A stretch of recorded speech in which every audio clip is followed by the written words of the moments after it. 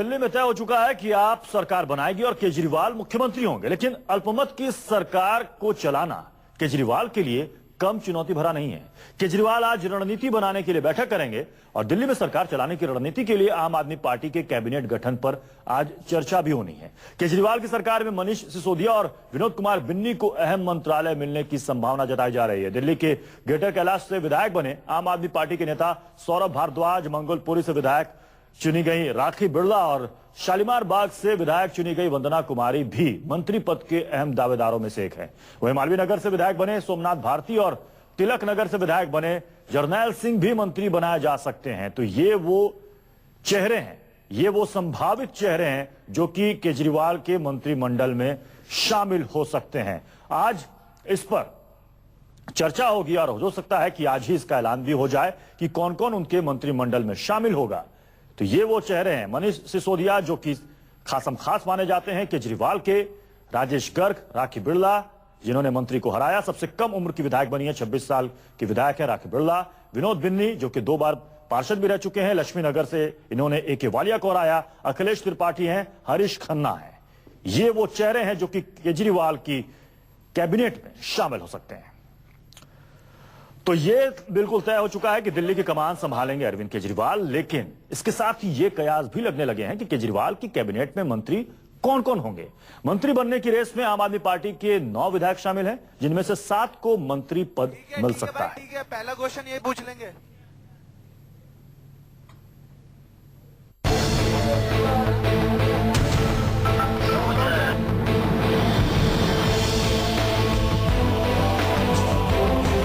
अन्ना आंदोलन से रामलीला मैदान, जंतर मंतर और अब दिल्ली विधानसभा।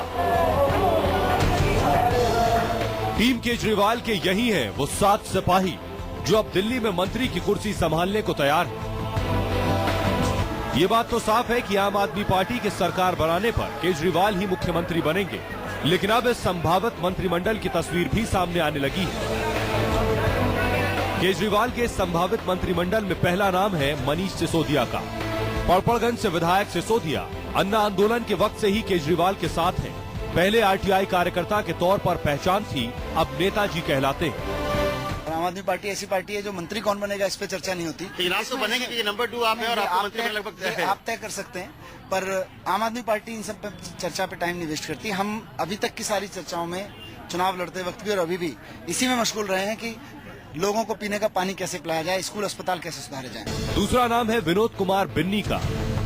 इस बार लक्ष्मीनगर से विधायक चुने गए, दिल्ली के स्वास्थ्य मंत्री रहे और कांग्रेस के कद्दावर नेता ए.के. वालिया को शिकस्त दी है। 2 बार पार्षद भी रह चुके हैं। मंत्री बनने की लाइन में राखी बिड़ला भी है।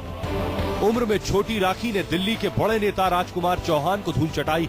पेशे से पत्रकार रही राखी की पहचान दलित युवा के तौर पर भी है और पार्टी का महिला चेहरा भी।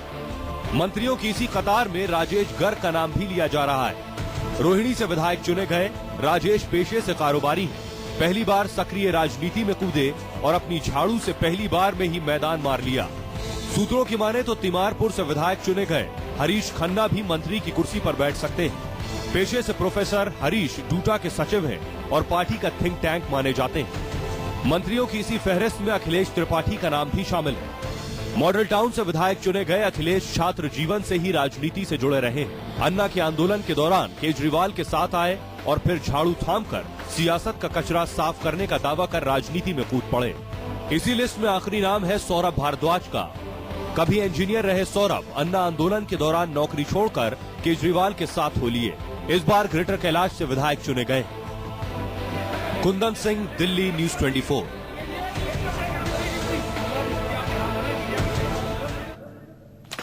तो आज एक बार फिर से सबकी नजरें कौशाम्बी स्थित अरविंद केजरीवाल के घर और आम आदमी पार्टी के दफ्तर पर टिकी है, जहां पर आज बैठकों का दौर चलेगा, जिसमें तय किया जाएगा कि केजरीवाल के मंत्रिमंडल में कौन कौन से लोग शामिल हो सकते हैं। हमारे साथ कुंदन सिंह हमारे संवाददाता हमारे साथ जुड़ रहे हैं, साथ ही मोहित मल्होत्रा जो कि अरविंद केजरीवाल के घर के बाहर मौजूद है वो भी हमारे साथ जुड़ रहे हैं। मोहित, सबसे पहले आपके पास आना चाहूंगा, कितने बजे ये बैठक शुरू होगी और आज दिन भर किस रणनीति के तहत चर्चा आगे बढ़ेगी? क्या आज फाइनल हो जाएगा कि मंत्रिमंडल में कौन कौन से लोग शामिल होंगे? देखिए ऐसी उम्मीद जब बिल्कुल ऐसी उम्मीद जताई जा रही है। मनीष सिसोदिया आपसे थोड़ी देर पहले पहुंचे हैं अरविंद केजरीवाल के घर पर और उन्होंने साफ किया, हालांकि उन्होंने कैमरे पर बात नहीं की, लेकिन उन्होंने साफ कर दिया कि ऐसे लोग जो कि पढ़े लिखे हैं, जिनको अनुभव है और एक तरह से जो किसी न किसी बैकग्राउंड से आते हैं, उनको तवज्जो दी जाएगी।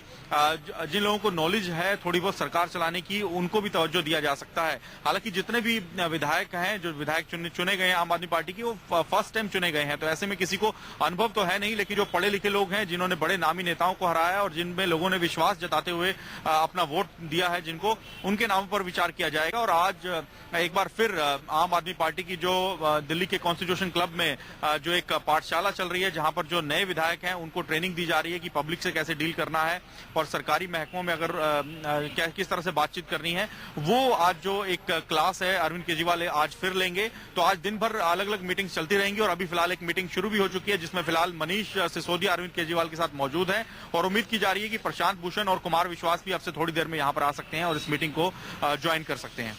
जी कुंदन, सबसे बड़ी समस्या अब यह है अरविंद केजरीवाल के सामने कि जितने भी विधायक चुनकर आए हैं, जिनमें से उनको मंत्री बनाना है, सब के सब नए हैं। इनमें से 2-3 को छोड़कर किसी के पास ना ही राजनीति का अनुभव है, ना ही प्रशासनिक कार्यों का किसी तरह का कोई अनुभव है। ऐसे में मंत्रिमंडल में कौन सा विभाग किसको दिया जाए, यह भी कम चुनौती भरा नहीं होगा। देखिए पीयूष, हम बार बार कल इनके नेताओं से पूछ रहे थे, खासकर मैं 2 बड़े नेताओं का कोट करना चाहूंगा, योगेंद्र यादव और संजय सिंह को। तो उनका कहना था कि हमारे लिए मुद्दे प्रमुख नहीं है, हमारे लिए मुद्दे प्रमुख है आदमी और व्यक्तित्व प्रमुख नहीं है। लेकिन जिस तरीके से हमारे सहयोगी मोहित कह रहे थे कि ये साफ हो चुका है कि कम से कम इनकी किसी की राजनीतिक अनुभव भले ना हो, लेकिन अपने अपने क्षेत्र में जो एक्सपर्टीज है, खासकर अगर मैं सोमनाथ भारती की बात करूं तो IIT ग्रेजुएट है, लॉ ग्रेजुएट है। अगर मैं हरीश खन्ना की बात करूं तो डूटा के सचिव रहे हैं, प्रोफेसर रहे हैं। अगर मैं बिन्नी की बात कहूं जो कि अशोक कुमार बालिया को हराए हैं, 2 बार इंडिपेंडेंस तौर पे पार्षद रहे हैं। अगर मैं दूसरी नेताओं की बात करूं तो एक दलित चेहरे की बात हो रही है, जो महिला हो, दलित हो और राजकुमार चौहान को हराई हैं। तो कहीं ना कहीं जो भी लोगों को शामिल करने की बात हो रही है, वो अपने पीछे एक बैकग्राउंड कैरी करते हैं। हालांकि हो सकता है कि उनको राजकाज का अनुभव न हो, लेकिन अपने क्षेत्र में एक्सपर्टीज है और उस एक्सपर्टीज का पार्टी कोशिश करेगी कि जो भी मंत्रालय दिया जाए इसमें इसका फायदा उठाया जा सके। हालांकि पार्टी का जो पहला फोकस है, मैं आपको बता दूं कि कल हम लोगों ने बात की कि पार्टी की आपकी अगर मंत्रालय भी बढ़ता है तो क्या प्रायोरिटीज होगी या किस तरीके से मंत्रालय के कामकाज का बंटवारा होगा। मतलब साफ था, कल जो एक इनकी बैठक हुई थी उसमें देर शाम